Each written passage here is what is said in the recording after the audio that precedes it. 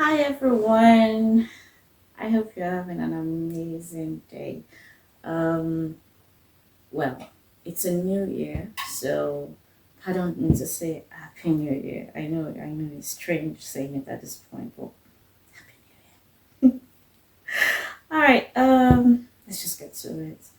The book of Habakkuk. Habakkuk.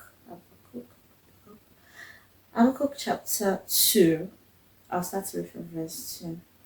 It says, Then the Lord answered me and said, Write the vision and make it plain on tablets, that he may run who reads it. For the vision is yet for an appointed time, but at the end it will speak and it will not lie. Though it tarries, wait for it, because it will surely come, it will not tarry.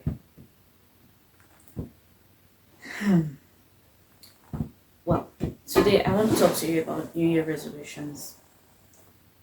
Um, it's a common practice, and yes, it has worked for a number of people. It's just perfect to have your goals written down, what you want to achieve, what you want to make of yourself, and everything. But I don't know if it has happened with you, but it happens to me all the time. I go through my New Year resolution at the end of the year, and I realize that I stopped trying to meet up with them since the second or the third month of the year. Wave your hands if that applies to you too.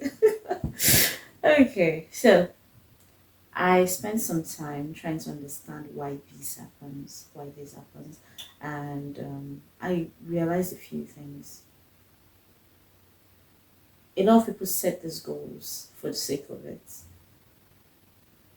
Plans are not being made the right way to make sure it works. First of all, if you're not writing your goals down, then you have already started the work of failing it. How do you say it? You're on the path of failure. So the first thing is write it down. Whatever it is, whatever you want to achieve for the year, write it down. I'm sure you've seen a number of videos talking about how to write it, what to do, and all of that. And all of them are fantastic ideas.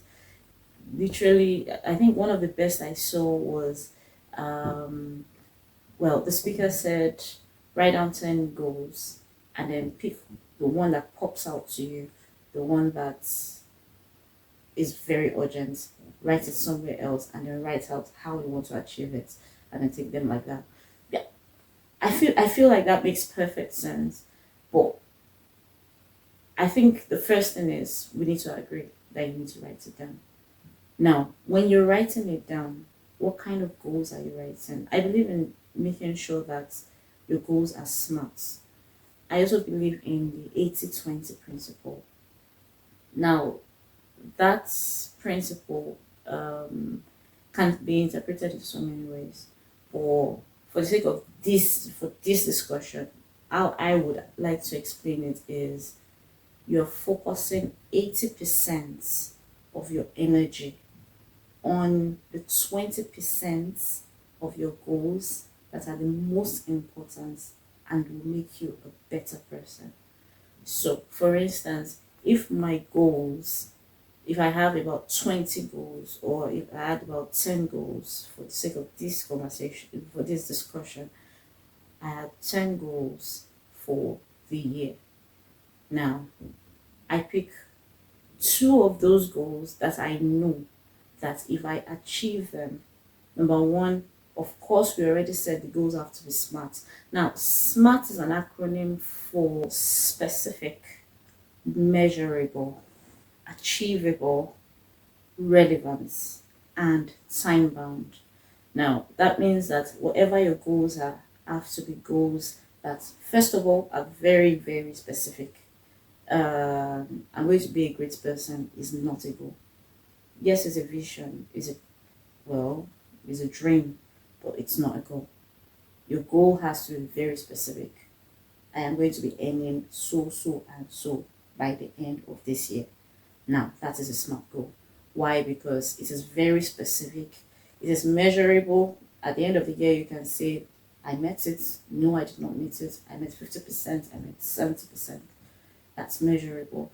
Uh, Attainable, of course, is something that I know that I can do. Not that I am currently earning, maybe I'm earning £100. I'm not trained or anything, and I don't have any plans for a business or anything. I don't have any business set in motion, and I'm planning that by the end of the year I want to earn an income of £1 million. That is not very attainable. Yes, miracles happen, but that is not attainable. Relevance, of course, it has to be something that is relevant to you, something that is not out of your scope. And then time bound. By the end of the year, that is time bound. So making sure that they're smart, that is it. And then after making sure that they are smart, you now need to pick from the 10 goals that are smart. You pick out the 2 that are most important, the 2 that are most urgent, the 2 that if they happen now, or it's, of course, you know that it's possible to happen, if they happen now, they will help me reach the other goals faster. The most important goals to you, 2 of them, that's the 20%. Now you pick those 2, then you focus more energy on them, and then work towards achieving them. Well, I know you've watched a lot of videos, I know you have a lot of plans and everything, but that is my own idea for your New Year resolutions. Make sure that your goals cover every area of your life. So finances, relationships, and when I say relationship, I'm not just talking about marital relationships now. I have goals for all of that. Mental health,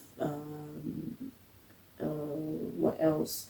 Every area, physical. If you need to go to the gym, if you need to shed some weight, I need to shed some weight actually. Well, if you need to shed some weight, yes. Every area, looks. If you want to look some kind of way, whatever it is, just make sure that you're doing it the right way. This year promises to be a great year for us. Yes, there will be a lot happening, but the Bible says we will hear them with our ears. None of it will come near us. Joyful noise is heard in the habitation of the righteous. And that is what I stand by. That is God's promise to me for the year 2025. So I want to implore you, make it a good year. Make plans and work towards them. Have an amazing day. See ya.